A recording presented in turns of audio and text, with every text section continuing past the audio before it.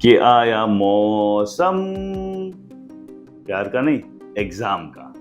और एग्जाम का मौसम आते ही बच्चे अलग स्ट्रेस में हैं, पेरेंट्स अलग स्ट्रेस में हैं, और बच्चे की चिंता में पेरेंट्स अलग तरह के स्ट्रेस, अलग तरह की बातों में इन्वॉल्व रहते हैं। तो क्या इसका आपको सॉल्यूशन चाहिए? बच्चा स्ट्रेस में रहता है, उसमें से उसको कैसे निकालें, उसका परफॉर्मेंस इंप्रूव कैसे करें और वो अपना बेस्ट एग्जाम में दे पाए, उसका सॉल्यूशन आपको चाहिए। इस वीडियो में अंत तक आप रहिएगा, क्योंकि इसमें दोनों पर्सपेक्टिव बताऊंगा, चाइल्ड पर्सपेक्टिव और parent perspective, child support perspective, child not support perspective.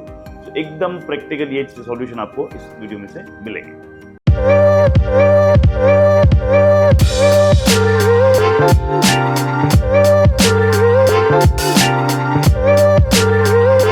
तो ये सवाल कहां से आया? अभी क्या है, मैंने जैसे हमेशा कहता हूं, मैं टीचर हूं, मैं पढ़ाता हूं, तभी पेरेंट्स टीचर मीटिंग हुई, उसके अंदर ये मैक्सिमम सवाल आए कि सर एग्जाम्स आ रही है, बच्चे का इतना स्ट्रेस होता है, क्या करूं, उसको खाना नहीं पाता है, रात रात भर जागता रहता है, तो what to do. So now I got two different perspective. First, बच्चे को ये नेचुरली स्ट्रेस आ रहा है। नेचुरली आ रहा है मतलब आपका क्रिएट किया हुआ स्ट्रेस नहीं है, उसकी बात में सेकंड करूंगा। कई बार पेरेंट्स को हमेशा ये लगता है हम तो स्ट्रेस क्रिएट नहीं करते हैं, बट पेरेंट्स स्ट्रेस क्रिएट करते हैं अनकही बातों से भी। उसकी बात मैं बाद में करूंगा, और पहले कर रहा हूं, आप जेन्युइनली आप बच्चे पे किसी तरह का सेड अनसेड स्ट्रेस खड़ा नहीं कर रहे हैं, और बच्चा खुद ही स्ट्रेस ले रहा है। सो पहली बात, अपने आप से पूछिए, स्ट्रेस लेना अच्छा है कि बुरा है? मुझे कोई पूछे तो स्ट्रेस लेना अच्छा है, और मैं मेरे अनुभव से करता हूं, जिन बच्चों को, जिस व्यक्ति को लाइफ में कुछ अच्छा करना होता है, वो स्ट्रेस तो लेना पड़ेगा भाई, बिना स्ट्रेस के काम नहीं होता है। सो पहली चीज, it's good your child is getting the stress. लेकिन स्ट्रेस एक लेवल के ऊपर बढ़ जाता है, वो टेंशन वाली चीज है। जैसे खाना नहीं पा रहा है, उसको नींद नहीं आ रही है, वो भी बड़ी बात नहीं है। 1-2 दिन 5 दिन की एग्जाम का शेड्यूल है, तब तक वो उस प्रेशर में रह के उसको करके अच्छे से परफॉर्म कर रहा है। Allow him to take that pressure. वो 2 दिन खाना नहीं खाएगा, कोई फर्क नहीं पड़ेगा। लेकिन सच में उसकी तबीयत खराब हो रही है, तो 2 चीजें करनी बहुत जरूरी है। पहला, उसके साथ खड़े रह के उसको अनकंडीशनली सुनना बहुत जरूरी है, और दूसरा, जरूरत लगे तो डॉक्टर को भी कंसल्ट किया जा सकता है, और कुछ डॉक्टर ऐसा मेडिकेशन दे सकता है जिससे टेम्पररी उसको स्ट्रेस हार्मोन, जो स्ट्रेस की चीजें होती है, उसके लिए मेंटली कम हो जाए। So going to doctor is not even a bad. मैं हमेशा कहता हूं, हम लोग क्या है, फिजिकल चोट लगती है ना, उसके बारे में बड़े पेरेंट्स सीरियस रहते हैं, एकदम उसके ऊपर तुरंत अटेंशन देते हैं। लेकिन मेंटल चोट रहती है, उसको ऐसे ही चलते हैं। वहां पे डॉक्टर की रिक्वायरमेंट हो सकती है। Go to doctor, consult them, take some pill for 4-5 days and help your child. तो ये हो गया पहला पार्ट। जब बच्चा नेचुरली स्ट्रेस ले रहा है, उसमें वो अच्छा भी कर रहा है, बुरा कर रहा है, दोनों को मैंने सॉल्यूशन दिए। दूसरा आता है, हम पेरेंट्स है ना, थोड़ा बुरा लगेगा सुनने में, बट सुनिएगा, हम दोगले होते हैं। हम अनसेड प्रेशर खड़ा करते हैं।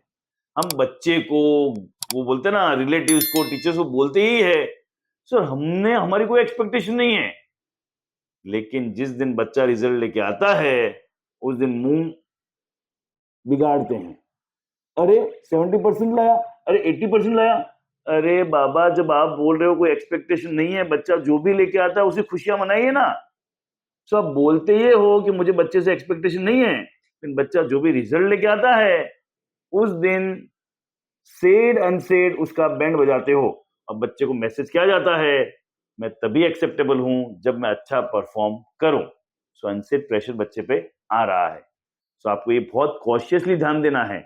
इसके लिए मैं बहुत सिंपल टिप देता हूं। पेरेंट्स कई बार बोलते हैं अच्छा परफॉर्म करो, हमको ये चाहिए। कई बार पेरेंट्स ये बोलते हैं नहीं, तेरे बहुत पोटेंशियल है, तू अच्छा कर।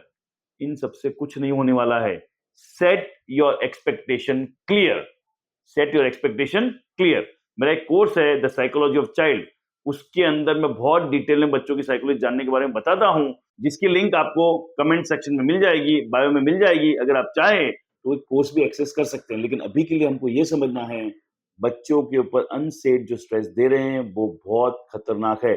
Set clear expectation. मतलब हम क्या करते हैं, बच्चों को बोलते तू अच्छे मार्क्स ले आ, ठीक है, हम चाहते तू अच्छा कर, ये क्लियर एक्सपेक्टेशन है? नहीं, क्लियर एक्सपेक्टेशन है, मैं मेरे बच्चे को जानता हूं, मैंने एनालाइज किया है, बेटा तू 70% मार्क्स ले आ, मम्मा would be proud of you, पापा would be proud of you. और सच में बच्चा अचीव करता है तो उसको सेलिब्रेट कीजिए।